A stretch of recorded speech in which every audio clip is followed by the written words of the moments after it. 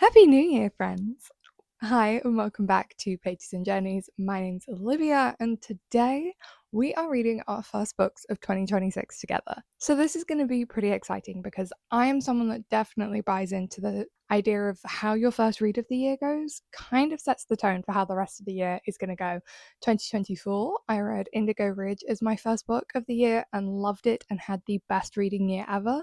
Last year, I read a book that I really did not enjoy and I was very disappointed in, and let's just say my reading year was a little disappointing. So, in order to set the right tone for 2026, on our Kindle, the first book of the year is going to be Unbound by Peyton Corinne.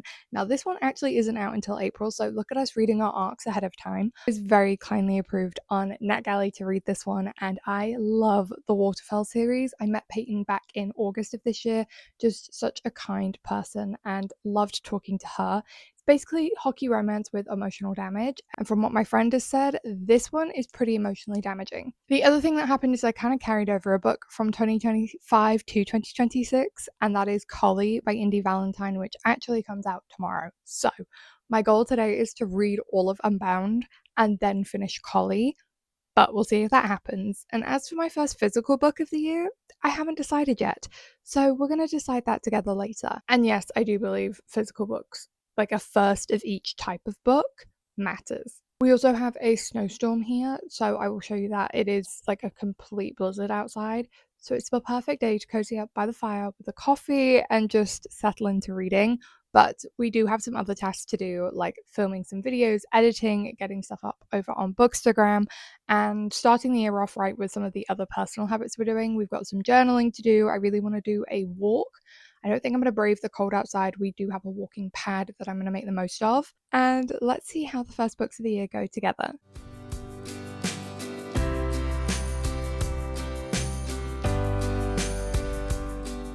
Okay, it is currently 4 o'clock.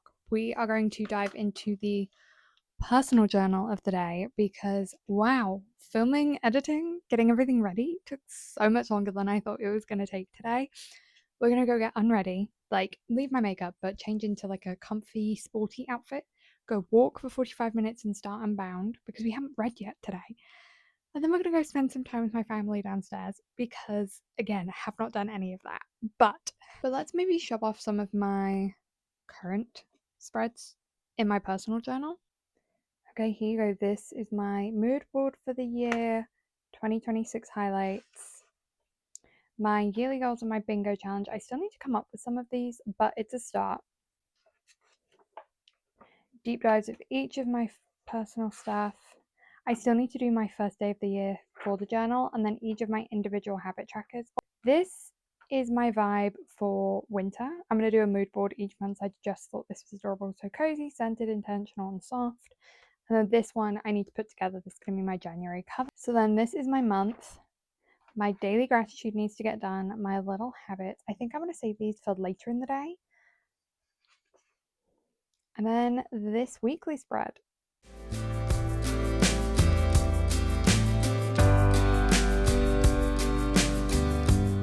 Good morning, guys. It is currently 10 a.m. We are about to run downstairs and go to the vet with Blue.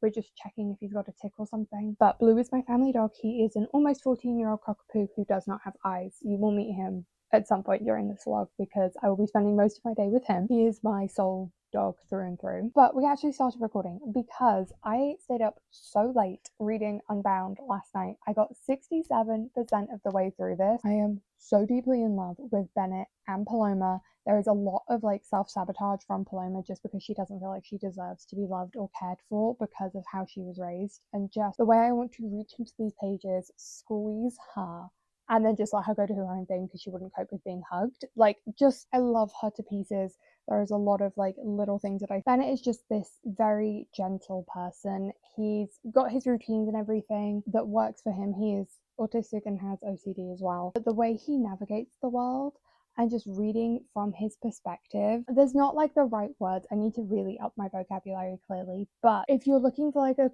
cozy emotional book that's gonna have like this, that you're just gonna get lost in, you have to pick up this series. This is easily gonna be one of my all-time favorite books. I just love it. I was kicking my feet, squealing, giggling, but also having my heart ripped out at the same time. So, but the plan for the rest of the day is we're going to go to the vet, come home. Then we do need to do some planning and filming and editing today, but that's okay. Then we're also going to do our 45-minute walk again and read more of Unbound. I still have to decide my physical book of the year. Don't know when that's going to be. We might push that to next week's reading vlog because I don't want to put this pressure on myself this year to read as much as possible, and it's currently Friday, so this is going up tomorrow. We need to make sure that we have one book done at least, and I'm very excited. Good boy.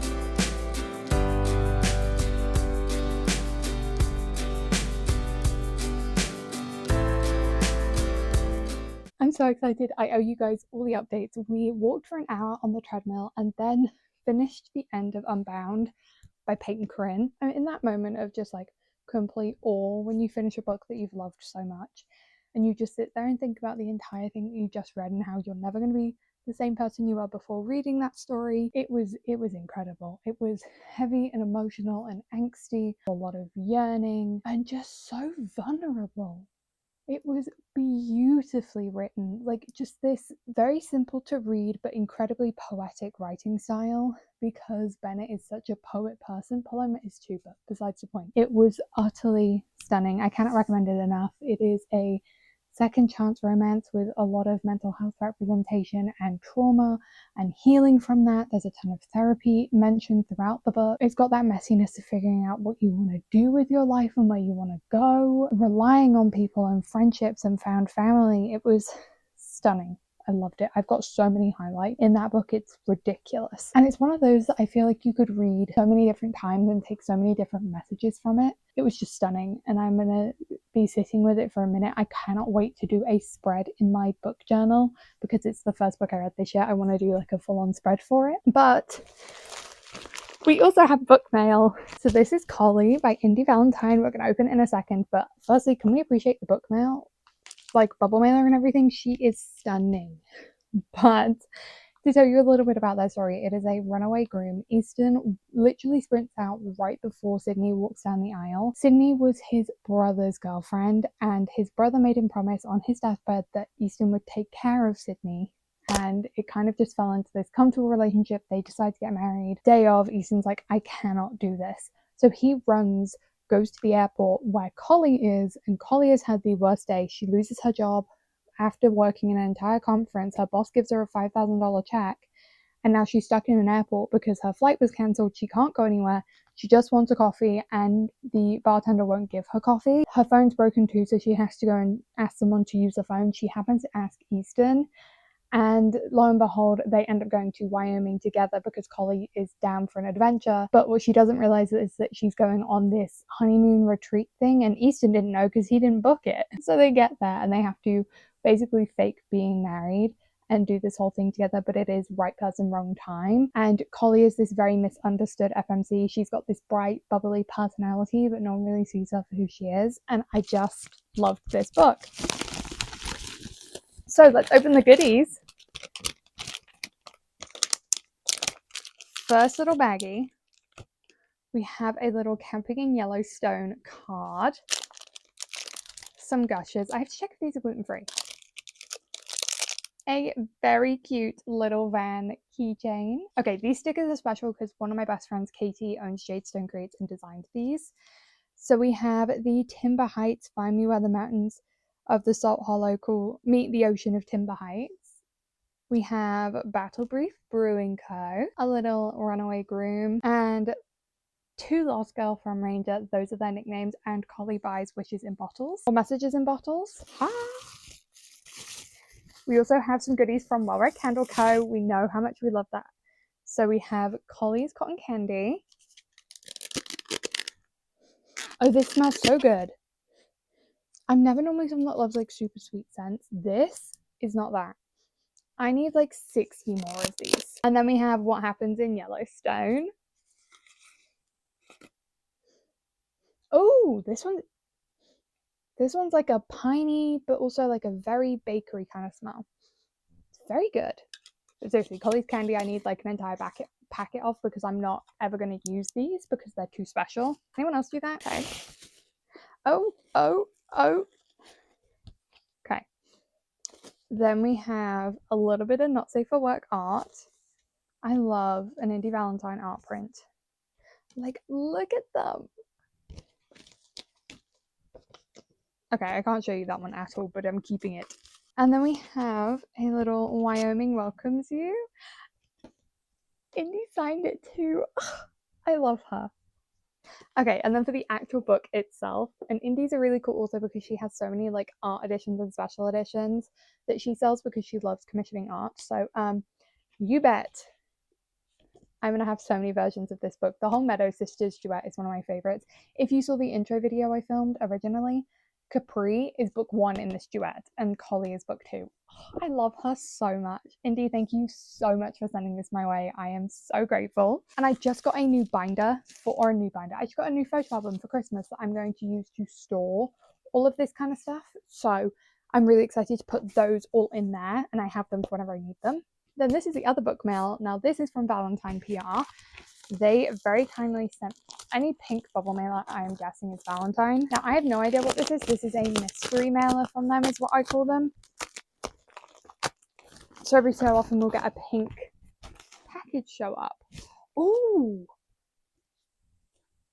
This is Tegan Hunter's new book. Oh my god, I'm so excited. And it's an ARC copy. Oh, we feel so special. Okay, this is Grumpily Ever After, which is book 1 in the Stick Tap series. If you have not read Tegan Hunter, I am begging you to go pick up the Carolina Comet series or the Seattle Serpents, but she is one of the best hockey romance authors I have ever read. They are quick, they are funny, there's like a real team camaraderie about them.